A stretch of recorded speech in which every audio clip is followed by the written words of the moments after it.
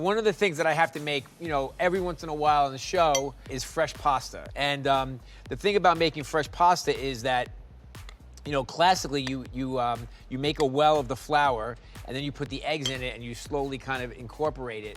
And then you knead it for like 10 or 15 minutes. But that's not gonna work, especially when I have to have everything done, not just the pasta, but the sauces, etc., in 45 minutes. So I'm gonna show you what I do. I do it in a food processor. Okay, so we're gonna take 2 cups of flour. This is all-purpose flour. And then 3 whole eggs. I just put them right in.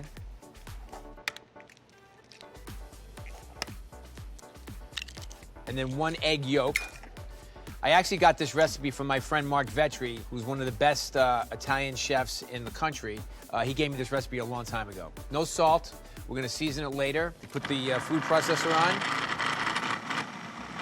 and let it form a ball. Okay. So I'm gonna put a little flour down here. The thing about making pasta dough or pizza dough or any dough in general is that the humidity in the air will create sort of variables in terms of the moisture of your dough. So if it's a little too sticky, I just add a tiny bit of flour and I just work it into the dough.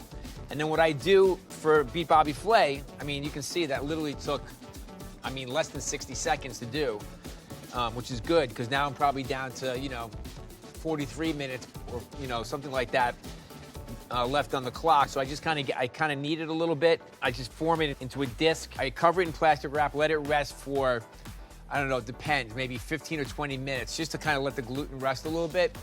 And then I take my pasta dough out, put a little more flour down. And then what I do is I cut this in 4s. And if I don't need all of it, I don't roll it all out. But most of the time I do, for one reason or another. Maybe I mess up some of it, or whatever it is. Depends on what I'm cooking. But I roll it out so I can start to get it through the machine. And I can get one of the hand crank pasta machines, but for speed and efficiency, I use a KitchenAid with an attachment on it. And I keep making it thinner and thinner. So then when I get it to the thickness that I want it to be, depending on what the pasta is, in this case, I'm gonna make some fettuccine. I change the attachment. You can see this has got the fettuccine cutter on it. I'm gonna cut this in half so I can, and this is the fun part.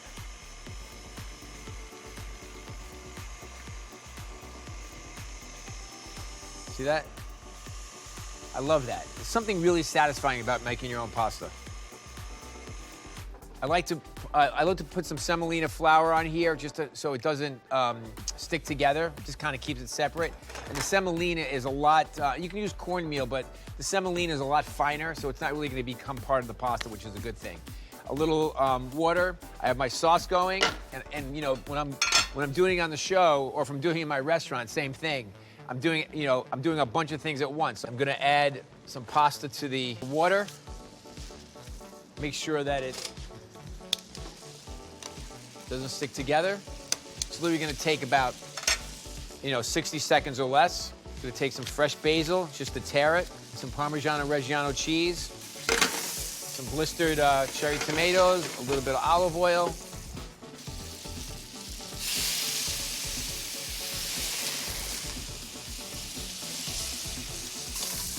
And then a little salt and pepper. I like to put a little butter in there. Take the fresh basil,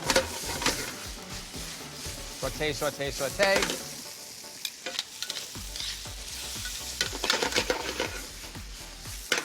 A little splash of the pasta water. Kind of creates its own sauce. And then we have the Parmigiano Reggiano.